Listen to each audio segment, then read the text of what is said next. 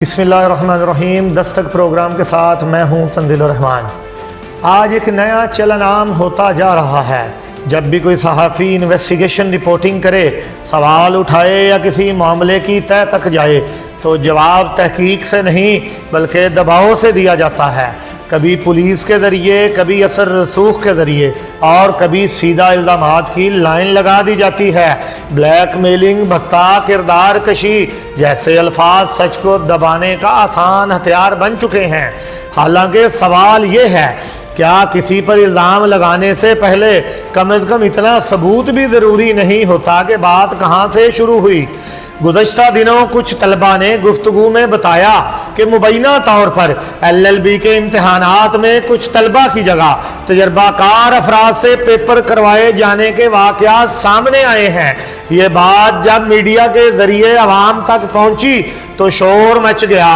مگر جواب میں وضاحت کم اور غصہ زیادہ دیکھنے میں آیا۔ اصل راستہ تو یہ ہونا چاہیے تھا کہ متعلقہ افراد میڈیا میں آ کے اپنا موقف دیتے، اپنی صفائی پیش کرتے، مگر اس کے برعکس راستہ اپنایا گیا جو آج کل سب سے آسان سمجھا جاتا ہے۔ الزام لگا دو اور سوال ختم کرو، اس کے بعد دباؤ، گالیاں اور نئے الزامات کا سلسلہ شروع ہو گیا اور معاملہ تحقیق سے ہٹ کر ذاتیات تک پہنچا دیا گیا۔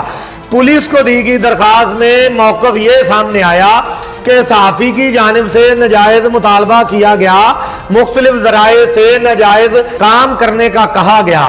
مگر سوال پھر وہی ہے، جب نہ کوئی براہ راست رابطہ ہے، نہ کال ریکارڈنگ ہے، نہ کوئی واضح واسطہ، تو یہ دعوے کس بنیاد پر کیے جا رہے ہیں؟ سچ یہ ہے کہ صحافت جرم نہیں اور سوال کرنا کسی بھی معاشرے کا آئینہ ہوتا ہے۔ اصل مسئلہ خبر نہیں، اصل مسئلہ وہ سوال ہے جس کا جواب دینا مشکل ہو جائے۔ ناظرین، گزشتہ دنوں جو ڈگری کالج میں LLB کے امتحانات میں کھلے عام بندے تبدیل کر کے کینڈیڈیٹ کی جگہ پہ تجربہ کار افراد کو بٹھا کر پیپر کا سلسلہ جاری ہے، جس کو کوئی پوچھنے والا نہیں، جس کو کوئی روکنے والا نہیں، اور جب ہمارے پاس ثبوت آئے تو ہم نے میڈیا میں اس کی آواز کو اٹھایا، جس پر سیکھ پا ہو کر معروف پروفیسر، سپریڈنٹ، شاعر، ادیب، نہ جانے کیا کیا، تو وہ جناب سیکھ پا ہو گئے اور ان کے چاہنے والوں نے گالی گلوچ سے سوشل میڈیا پر جواب دیا،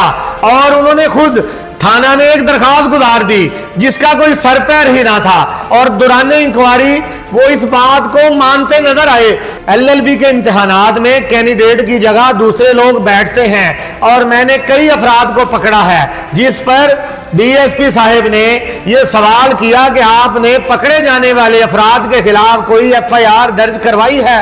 تو ان کا جواب نہیں میں تھا۔ ناظرین، آپ کے سامنے ہے،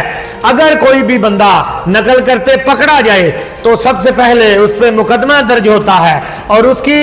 UMC کاٹی جاتی ہے جو سپریڈنٹ کے اختیار میں ہوتا ہے۔ لیکن یہاں پر گنگا الٹی بہہ رہی ہے کہ ہماری خبر کے نشر ہونے کے بعد بھی وہاں پر نقل کا سلسلہ جاری ہے، اور ڈگری کالج کے جو اکابرین ہیں ان کی پشت پناہی کی وجہ سے لاکھوں روپے لے کر مبینہ طور پر LLB کے امتحانات میں لوگوں کو پیپر کروائے جا رہے ہیں، جو کہ غیر قانونی اور غیر اخلاقی ہے۔ تو میں CM پنجاب سے یہ اپیل کرتا ہوں کہ آپ اس کا نوٹس لیں۔ حافظ آباد میں ایسا معاملہ کبھی بھی نہیں ہوا، تو میرا یہ پیغام ہے کہ میڈیا تو آپ کے ان ہتھ کنڈوں سے ڈرتا نہیں، اور اب بھی جو نقل کا سلسلہ جاری ہے اس کے خلاف آواز اٹھا رہے ہیں۔ ہمارا کام آواز اٹھانا ہے۔ جو اقتدار میں جو حکمران ہیں یا جو اقتدار میں جو آفیسرز ہیں ان کا کام اس کو دیکھنا ہے، تو آپ جناب اپنی ایمانداری سے بتائیں،